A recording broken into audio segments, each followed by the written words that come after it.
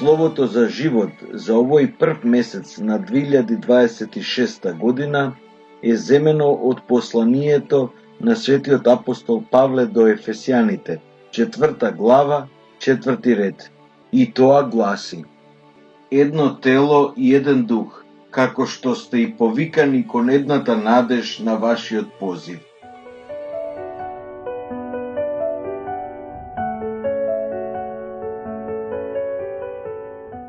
Во овогодишната молитвена осмина за единство на христијаните сме повикани да го насочиме нашето посебно внимание на темата земена од посланието на свети апостол Павле до Ефесјаните.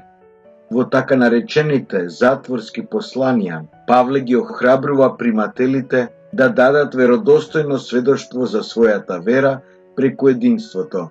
Тоа сведоштво се темели на една вера, еден дух и една надеж, и само преку него се сведочи за Христос како тело. Едно тело и еден дух, како што сте и повикани кон едната надеж на вашиот позив.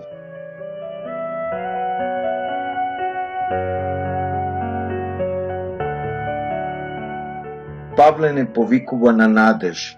Што е надежта и зошто сме повикани да ја живееме?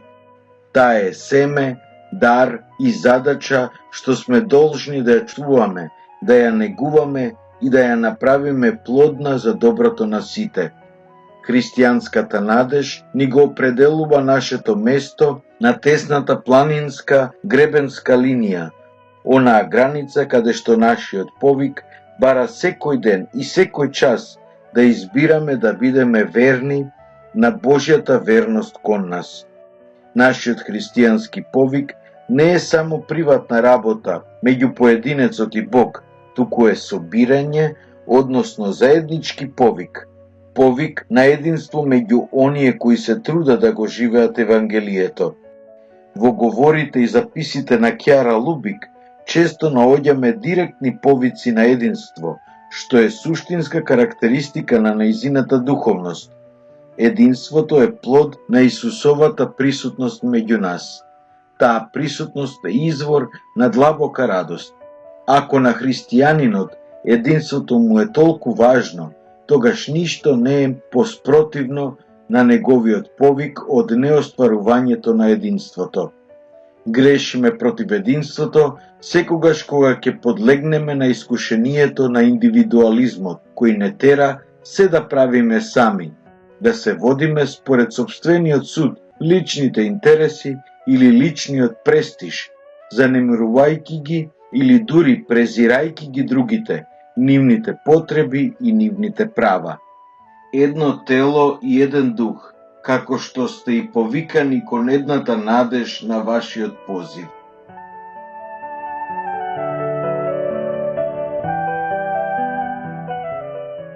Во Гватемала, диалогот меѓу членовите на различните христијански цркви е многу делотворен.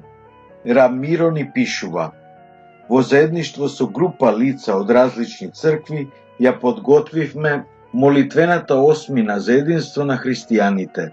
Програмата вклучуваше и уметнички фестивал, осмислен заедно со младите, како и разни прослави во различни цркви. Католичката бискупска конференција не замоли да продолжиме со оваа активност и да го споделиме искуството со група католички бискупи и лица од различни цркви, кои пристигнаа од цела Америка на средба посветена на 1700-та годишнина од Никејскиот собор. Освен конкретните активности, доживеавме и многу силно единство меѓу сите нас, како и плодовите што тоа ги носи – братство, радост и мир. Едно тело и еден дух, како што сте и повикани кон едната надеж на вашиот позив.